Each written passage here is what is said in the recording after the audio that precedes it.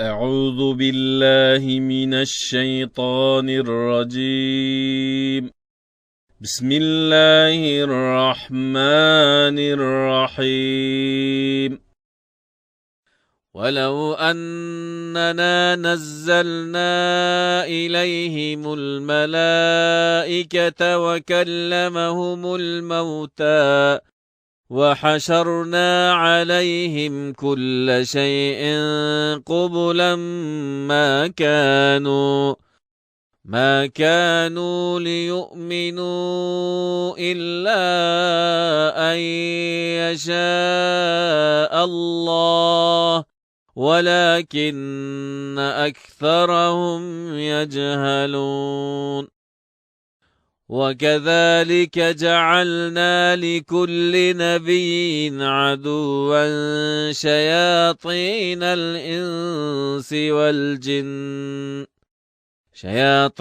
الإنس والجن يوحي بعضهم إلى بعض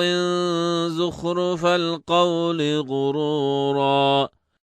ولو شاء ربك ما فعلوه فذرهم وما يفترون. ولتصغى إليه أفئدة الذين لا يؤمنون بالآخرة وليرضوه وليقترفوا ما هم مقترفون. أفغير الله أبتغي حكما وهو الذي أنزل إليكم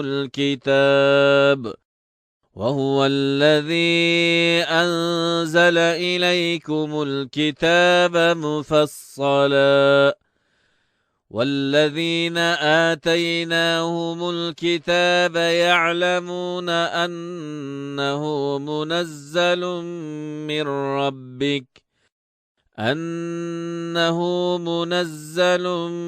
من ربك بالحق فلا تكونن من الممترين. وتمت كلمة ربك صدقا وعدلا لا مبدل لكلماته وهو السميع العليم. وإن تطع أكثر من في الأرض يضلوك عن سبيل الله إن يتبعون إلا الظن وإن هم إلا يخرصون. إن ربك هو أعلم من يضل عن سبيله وهو أعلم بالمهتدين. فكلوا مما ذكر اسم الله عليه إن كنتم بآياته مؤمنين. وما لكم ألا تأكلوا مما ذكر اسم الله عليه وقد فصل لكم ما حرم عليكم إلا ما اضطررتم إليه وإن كثيرا ليضلون بأهوائهم بغير علم إن ربك هو أعلم بالمعتدين. وذروا ظاهر الإثم وباطنه إن الذين يكسبون الإثم سيجزون بما كانوا يقترفون. ولا تأكلوا مما لم يذكر اسم الله عليه وإنه لفسق وإن الشياطين ليوحون إلى أوليائهم ليجادلونكم وإن أطعتموهم إنكم لمشركون أومن كان ميتا فأحييناه وجعلنا له نورا يمشي به في الناس كمن مثله في الظلمات ليس بخارج منها كذلك زين للكافرين ما كانوا يعملون وكذلك جعلنا في كل قرية أكابر مجرميها ليمكروا فيها وما يمكرون إلا بأنفسهم وما يشعرون وإذا جاءتهم آية قالوا لن نؤمن حتى نؤتى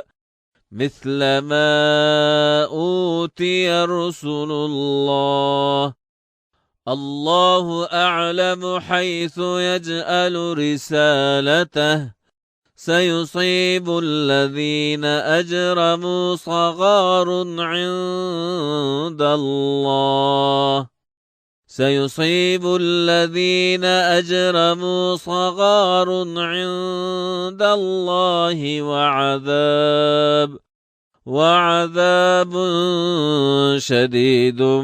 بما كانوا يمكرون فمن يرد الله أن يهديه يشرح صدره للإسلام ومن يرد أن يضله يجعل صدره ضيقا حرجا كأنما يصعد في السماء كذلك يجعل الله الرجس على الذين لا يؤمنون وهذا صراط ربك مستقيما قد فصلنا الآيات لقوم يذكرون لهم دار السلام عند ربهم وهو وليهم بما كانوا يعملون ويوم يحشرهم جميعا يا معشر الجن قد استكثرتم من الإنس وقال أولياؤهم من الإنس ربنا استمتع بعضنا ببعض وبلغنا أجلنا الذي أجلت لنا قال النار مثواكم خالدين فيها إلا ما شاء الله إن ربك حكيم عليم وكذلك نولي بعض الظالمين بعضا بما كانوا يكسبون يا معشر الجن والإنس ألم يأتكم رسل منكم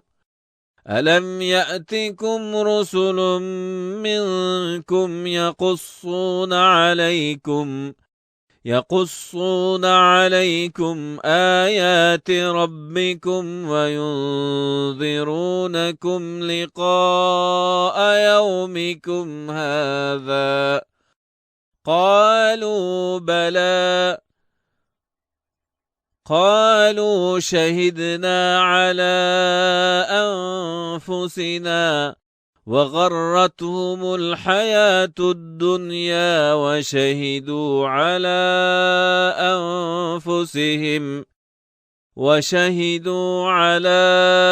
أنفسهم أنهم كانوا كافرين. ذلك أن لم يكن ربك مهلك القرى بظلم وأهلها غافلون. ولكل درجات مما عملوا وما ربك بغافل عما يعملون. وربك الغني ذو الرحمة إن يشأ يذهبكم ويستخلف من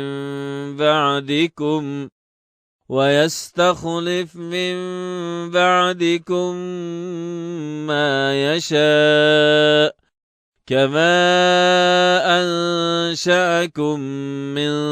ذرية قوم آخرين. إنما توعدون لآيات وما أنتم بمعجزين. قل يا قوم اعملوا على مكانتكم إني عامل فسوف تعلمون من تكون له عاقبة الدار إنه لا يفلح الظالمون. وجعلوا لله مما ذرأ من الحرث والأنعام نصيبا فقالوا هذا لله بزعمهم وهذا لشركائنا فما كان لشركائهم فلا يصل إلى الله وما كان لله فهو يصل إلى شركائهم ساء ما يحكمون. وكذلك زين لكثير من المشركين قتل أولادهم شركاؤهم ليردوهم وليلبسوا عليهم دينهم ولو شاء الله ما فعلوه فذرهم وما يفترون. وقالوا هذه أنعام وحرث حجر لا يطعمها إلا من نشاء بزعمهم وأنعام حرمت ظهورها وأنعام لا يذكرون اسم الله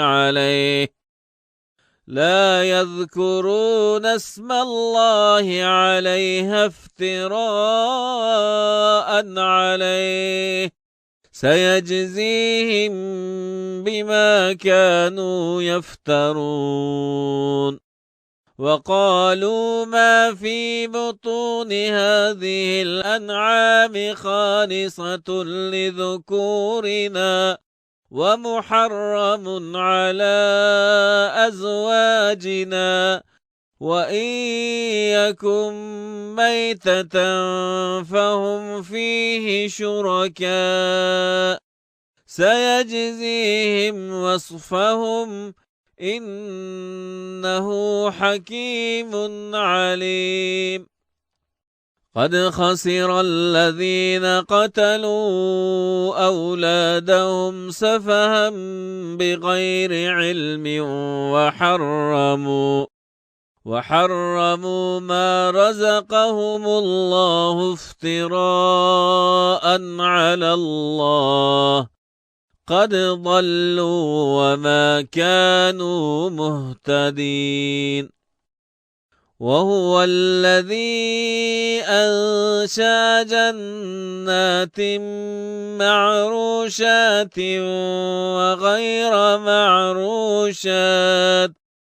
وغير معروشات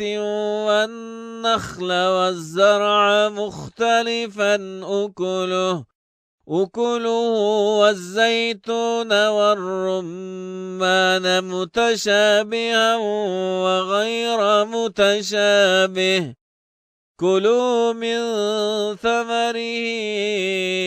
إذا أثمر وآتوا حقه يوم حصاده ولا تسرفوا إنه لا يحب المسرفين ومن الأنعام حمولة وفرشا كلوا مما رزقكم الله ولا تتبعوا خطوات الشيطان إنه لكم عدو مبين 8 أزواج من الضأن 2 ومن المعز 2 قل أذكرين حرم أم الأنثيين أما اشتملت عليه أرحام الأنثيين نبئوني بعلم إن كنتم صادقين ومن الإبل 2 ومن البقر 2 قل أذكر حرم الأنثيين أما اشتملت عليه أرحام الأنثيين أم كنتم شهداء إذ وصاكم الله بهذا فمن أظلم ممن افترى على الله كذبا ليضل الناس بغير علم إن الله لا يهدي القوم الظالمين قل لا أجد فيما أوحي إلي محرما على طائم يطعمه إلا أن يكون ميتة أو دما مسفوحا أو لحم خنزير فإنه رجس أو فسقا أحل لغير الله به فمن اضطر غير باغ ولا عاد فإن ربك غفور رحيم وعلى الذين هادوا حرمنا كل ذي ظفر ومن البقر والغنم حرمنا عليهم شحومهما إلا ما حملت ظهورهما أو الحوايا أو ما اختلط بعظم ذلك جزيناهم ببغيهم وإنا لصادقون فإن كذبوك فقل ربكم ذو رحمة واسعة ولا يرد بأسه عن القوم المجرمين سيقول الذين أشركوا لو شاء الله ما أشركنا ولا آباؤنا ولا حرمنا من شيء كذلك كذب الذين من قبلهم حتى ذاقوا بأسنا قل هل عندكم من علم فتخرجوه لنا إن تتبعون إلا الظن وإن أنتم إلا تخرصون قل فلله الحجة البالغة فلو شاء لهداكم أجمعين قل هلم شهداءكم الذين يشهدون أن الله حرم هذا فإن شهدوا فلا تشهد معهم ولا تتبع أهواء الذين كذبوا بآياتنا والذين لا يؤمنون بالآخرة وهم بربهم يعدلون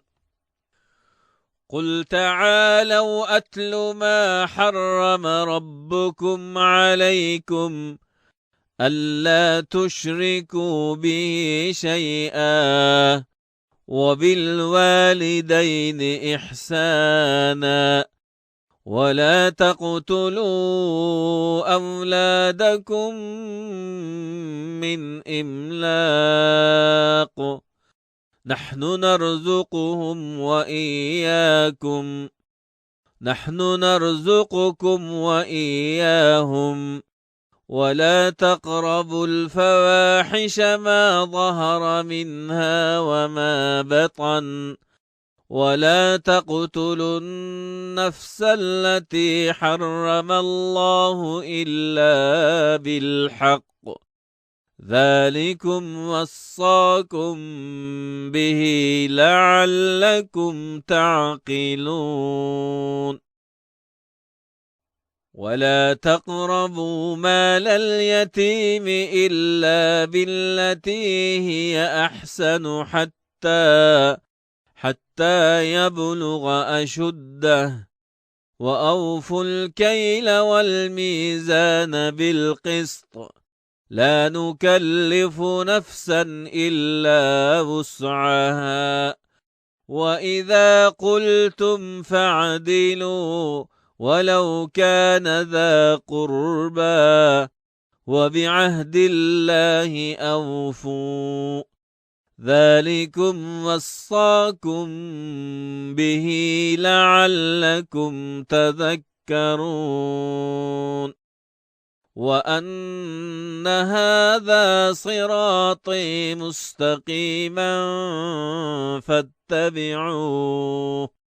ولا تتبعوا السبل فتفرق بكم عن سبيله ذلكم وصاكم به لعلكم تتقون ثم آتينا موسى الكتاب تماما على الذي أحسن وتفصيلا لكل شيء وهدى ورحمة لعلهم بلقاء ربهم يؤمنون وهذا كتاب أنزلناه مبارك فاتبعوه واتقوا لعلكم ترحمون أن تقولوا إنما أنزل الكتاب على طائفتين من قبلنا وإن كنا عن دراستهم لغافلين أو تقولوا لو أنا أنزل علينا الكتاب لكنا أهدى منهم فقد جاءكم بينة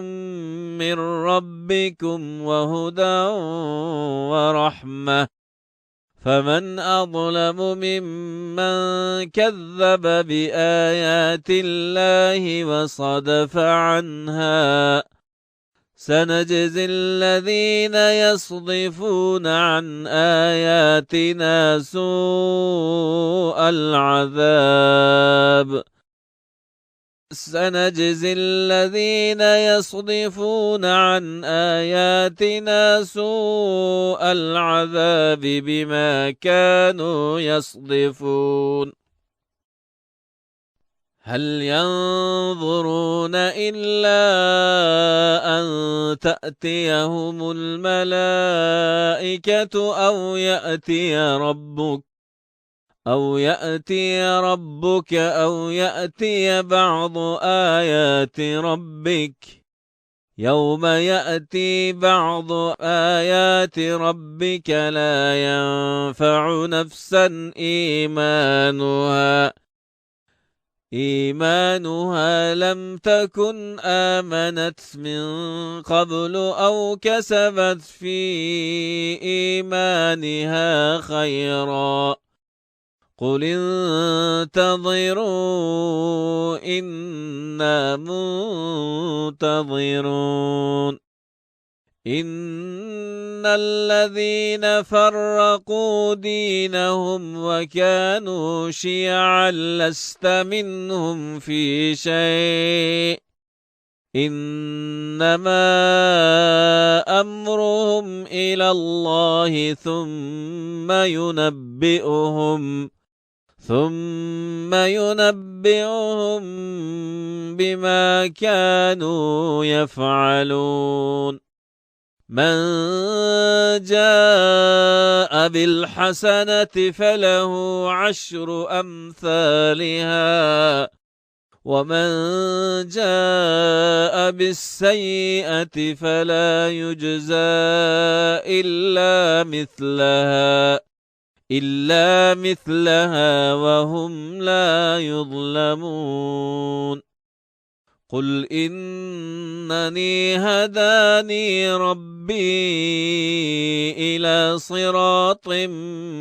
مستقيم دينا قيما ملة إبراهيم حنيفا وما كان من المشركين قل إن صلاتي ونسكي ومحياي ومماتي لله رب العالمين لا شريك له وبذلك أمرت وأنا أول المسلمين قل أغير الله أبغي ربا وهو رب كل شيء ولا تكسب كل نفس إلا عليها ولا تزر وازرة وزر أخرى ثم إلى ربكم مرجعكم فينبئكم بما كنتم فيه تختلفون وهو الذي جعلكم خلائف الأرض ورفع بعضكم فوق بعض درجات ليبلوكم فيما آتاكم إن ربك سريع العقاب وإنه لغفور رحيم بسم الله الرحمن الرحيم ألف لام ميم صاد كتاب أنزل إليك فلا يكن في صدرك حرج منه لتنذر به وذكرى للمؤمنين اتبعوا ما أنزل إليكم من ربكم ولا تتبعوا من دونه أولياء قليلا ما تذكرون وكم من قرية أهلكناها فجاءها بأسنا بياتا أو هم قائلون فما كان دعواهم إذ جاءهم بأسنا إلا أن قالوا إنا كنا ظالمين فلنسألن الذين أرسل إليهم ولنسألن المرسلين فلنقصن عليهم بعلم وما كنا غائبين والوزن يومئذ الحق فمن ثقلت موازينه فأولئك هم المفلحون ومن خفت موازينه فأولئك الذين خسروا أنفسهم بما كانوا بآياتنا يظلمون ولقد مكناكم في الأرض وجعلنا لكم فيها معايش قليلا ما تشكرون ولقد خلقناكم ثم صورناكم ثم قلنا للملائكة اسجدوا لآدم فسجدوا إلا إبليس لم يكن من الساجدين قال ما منعك ألا تسجد إذ أمرتك قال أنا خير منه خلقتني من نار وخلقته من طين قال فاهبط منها فما يكون لك أن تتكبر فيها فاخرج إنك من الصاغرين قال أنظرني إلى يوم يبعثون قال إنك من المنظرين قال فبما أغويتني لأقعدن لهم صراطك المستقيم ثم لآتينهم من بين أيديهم ومن خلفهم وعن أيمانهم وعن شمائلهم ولا تجد أكثرهم شاكرين قال اخرج منها مذءوما مدحورا لمن تبعك منهم لأملأن جهنم منكم أجمعين ويا آدم اسكن أنت وزوجك الجنة فكلا من حيث شئتما ولا تقربا هذه الشجرة فتكونا من الظالمين فوسوس لهما الشيطان ليبدي لهما ما وري عنهما من سوآتهما وقال ما نهاكما ربكما عن هذه الشجرة إلا أن تكونا ملكين أو تكونا من الخالدين وقاسمهما إني لكما لمن الناصحين فدلاهما بغرور فلما ذاقا الشجرة بدت لهما سوآتهما وطفقا يخصفان عليهما من ورق الجنة وناداهما ربهما ألم ألم أنهكما عن تلكما الشجرة وأقل لكما إن الشيطان لكما عدو مبين قالا ربنا ظلمنا أنفسنا وإن لم تغفر لنا وترحمنا لنكونن من الخاسرين قال اهبطوا بعضكم لبعض عدو ولكم في الأرض مستقر ومتاع إلى حين قال فيها تحيون وفيها تموتون ومنها تخرجون يا بني آدم قد أنزلنا عليكم لباسا يواري سوآتكم وريشا ولباس التقوى ذلك خير ذلك من آيات الله لعلهم يذكرون يا بني آدم لا يفتننكم الشيطان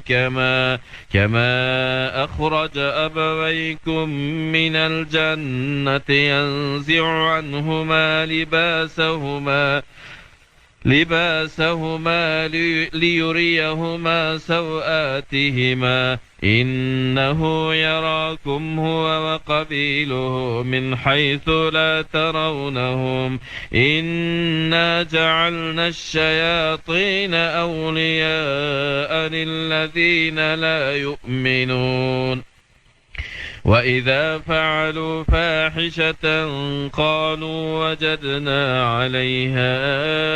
آباءنا والله أمرنا بها قل إن الله لا يأمر بالفحشاء أتقولون على الله ما لا تعلمون قل أمر ربي بالقسط وأقيموا وجوهكم عند كل مسجد وادعوه مخلصين له الدين كما بدأكم تعودون فريقا هدى وفريقا حق عليهم الضلالة إنهم اتخذوا الشياطين أولياء من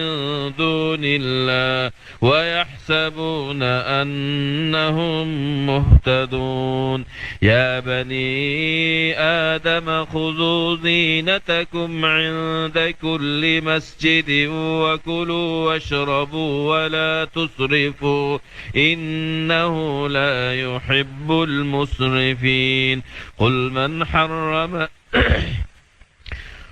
من حرم زينة الله التي أخرج لعباده والطيبات من الرزق قل هي للذين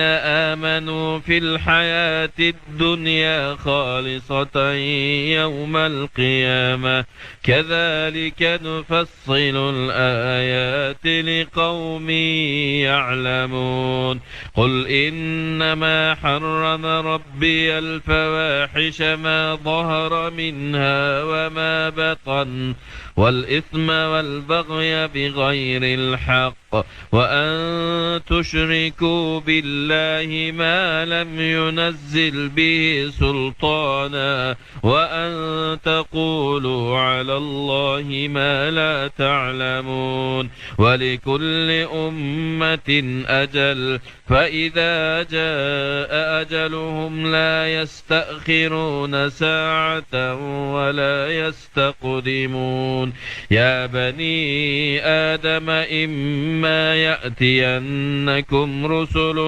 منكم يقصون عليكم آياتي فمن اتقى وأصلح فلا خوف عليهم ولا هم يحزنون والذين كذبوا بآياتنا واستكبروا عنها أولئك أصحاب النار هم فيها خالدون فمن أظلم ممن افترى على الله كذبا أو كذب بآياته أولئك ينالهم نصيبهم من الكتاب حتى إذا جاءتهم رسلنا يتوفونهم قالوا أين ما كنتم تدعون من دون الله قالوا ضلوا عنا وشهدوا على أنفسهم أنهم كانوا كافرين قال ادخلوا في قد خلت من قبلكم من الجن والإنس في النار كلما دخلت أمة لعنت أختها حتى إذا اداركوا فيها جميعا قالت أخراهم لأولاهم ربنا هؤلاء أضلونا فآتهم عذابا ضعفا من النار قال لكل ضعف ولكن لا تعلمون قال لكل ضعف ولكن لا تعلمون وقالت أولاهم لأخراهم فما كان لكم علينا من فضل فذوقوا العذاب بما كنتم تكسبون إن الذين كذبوا بآياتنا واستكبروا عنها لا تفتح لهم أبواب السماء ولا يدخلون الجنة حتى يلج الجمل في سم الخياط وكذلك نجزي المجرمين لهم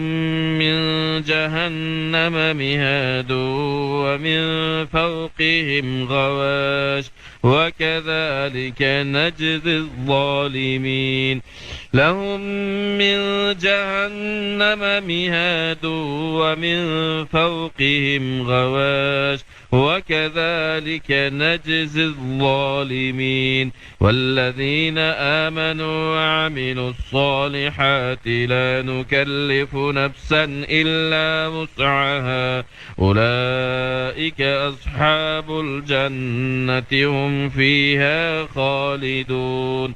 ونزعنا ما في صدورهم من غل تجري من تحتهم الأنهار وقالوا الحمد لله الذي هدانا لهذا وما كنا لنهتدي لولا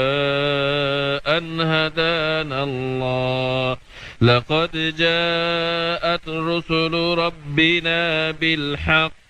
ونودوا أن تلكم الجنة أورثتموها بما كنتم تعملون ونادى أصحاب الجنة أصحاب النار أن قد وجدنا ما وعدنا ربنا حقا فهل وجدتم ما وعد ربكم حقا قالوا نعم فأذن مؤذن بينهم اللعنة الله على الظالمين الذين يصدون عن سبيل الله ويبغونها عوجا وهم بالآخرة كافرون وبينهما حجاب وعلى الأعراف رجال يعرفون كلا بسيماهم ونادوا أصحاب الجنة أن سلام عليكم لم يدخلوها وهم يطمعون وإذا صرفت أبصارهم تلقاء أصحاب النار قالوا ربنا لا تجعلنا مع القوم الظالمين ونادى أصحاب الأعراف رجالا يعرفونهم بسيماهم قالوا ما أغنى عنكم جمعكم وما كنتم تستكبرون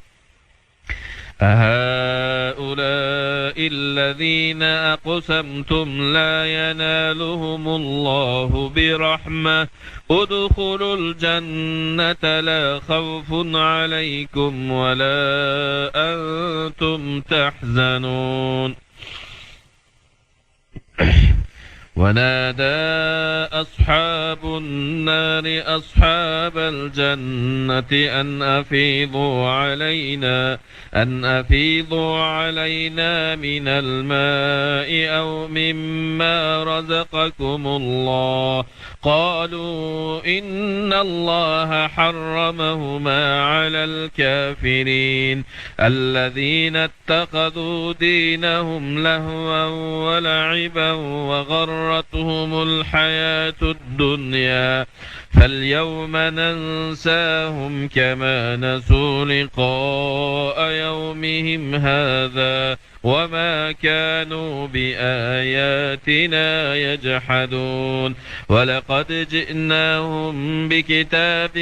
فصلناه على علم هدى ورحمة لقوم يؤمنون هل ينظرون إلا تأويله يوم يأتي تأويله يقول الذين نسوه من قبل قد جاءت رسل ربنا بالحق فهل لنا من شفعاء فيشفعوا لنا أو نرد فنعمل غير الذي كنا نعمل قد خسروا أنفسهم وضل عنهم ما كانوا يفترون إن ربكم الله الذي خلق السماوات والأرض في 6 أيام ثم استوى على العرش يغشي الليل النهار يطلبه حثيثا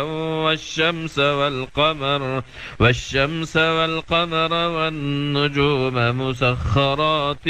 بأمره ألا له الخلق والأمر تبارك الله رب العالمين ادعوا ربكم تضرعا وخفية إنه لا يحب المعتدين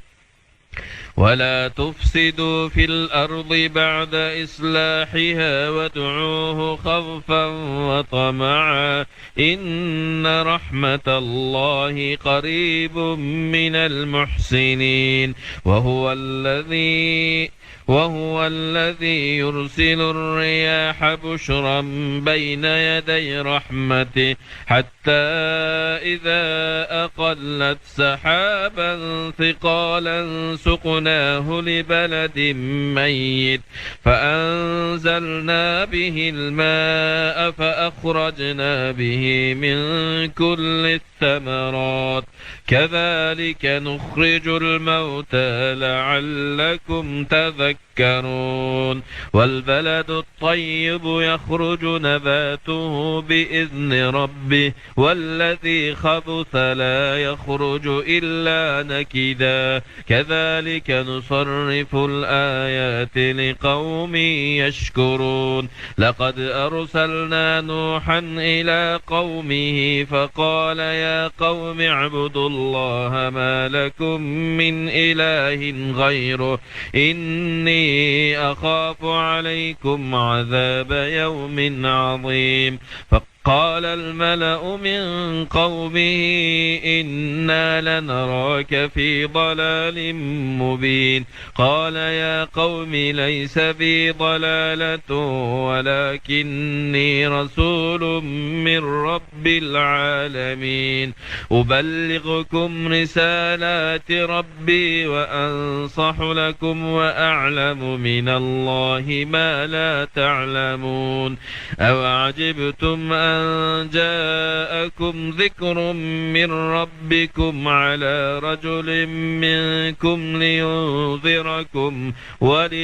تتقوا ولعلكم ترحمون فكذبوه فأنجيناه والذين معه في الفلك وأغرقنا الذين كذبوا بآياتنا إنهم كانوا قوما عمين وإلى عاد أخاهم هودا قال يا قوم اعبدوا الله ما لكم من إله غيره أفلا تتقون قال الملأ الذين كفروا من قومه إنا لنراك في سفاهة وإنا لنظنك من الكاذبين قال يا قوم ليس بي سفاهة ولكني رسول من رب العالمين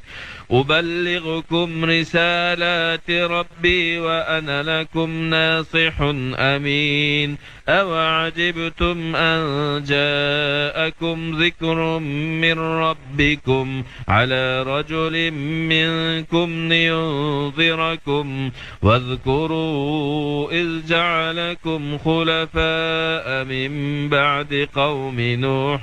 وزادكم في الخلق بسطة فاذكروا آلاء الله لعلكم تفلحون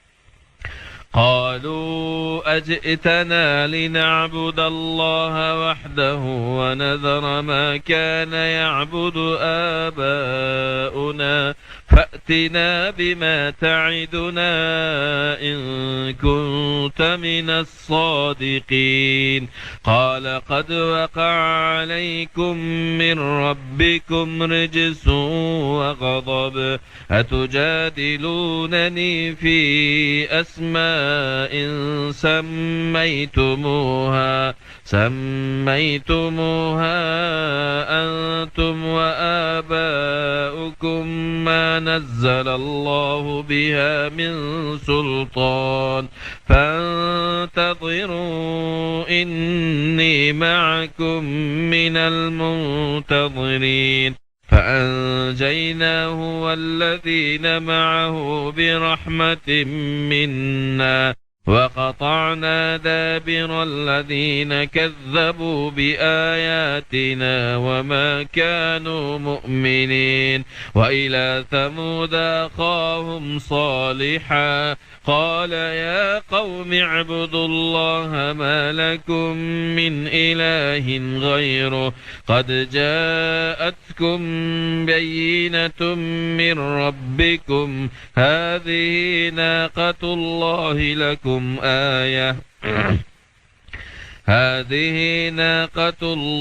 لكم آية فذروها تأكل في أرض الله ولا تمسوها بسوء فيأخذكم عذاب أليم واذكروا إذ جعلكم خلفاء من بعد عاد وبوأكم في الأرض تتخذون من صهولها قصورا وتنحتون الجبال بيوتا فاذكروا آلاء الله ولا تعثوا في الأرض مفسدين قال الملأ الذين استكبروا من قومه للذين استضعفوا لمن آمن منهم أتعلمون أن صالحا مرسل من ربه قالوا إنا بما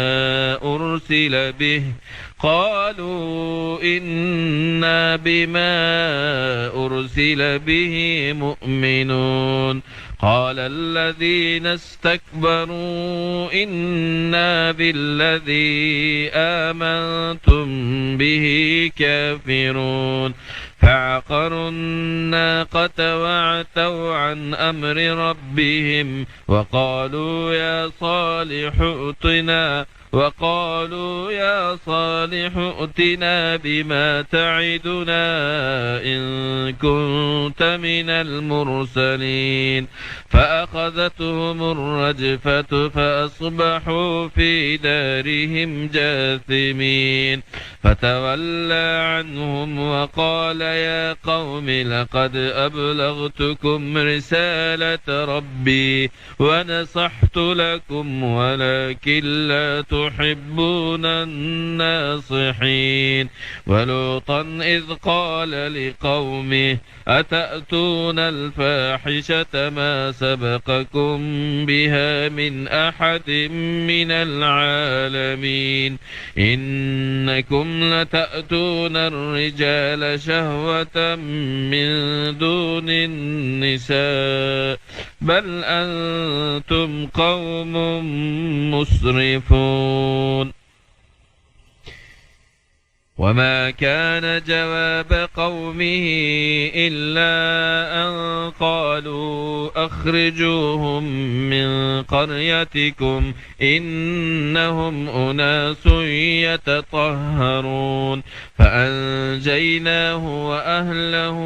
إلا امرأته كانت من الغابرين وأمطرنا عليهم مطرا فانظر كيف كان عاقبة المجرمين وإلى مدين أخاهم شعيبا قال يا قوم اعبدوا الله ما لكم من إله غيره قد جاءتكم بينة من ربكم فأوفوا الكيل والميزان ولا تبخسوا الناس أشياءهم ولا تفسدوا في الأرض بعد إصلاحها ذلكم خير لكم إن كنتم مؤمنين ولا تقعدوا بكل صراط توعدون وتصدون عن سبيل الله من آمن به وتبغونها عوجا واذكروا إذ كنتم قليلا فكثركم وانظروا كيف كان عاقبة المفسدين وإن كان طائفة منكم آمنوا بالذي أرسلت به وطائفة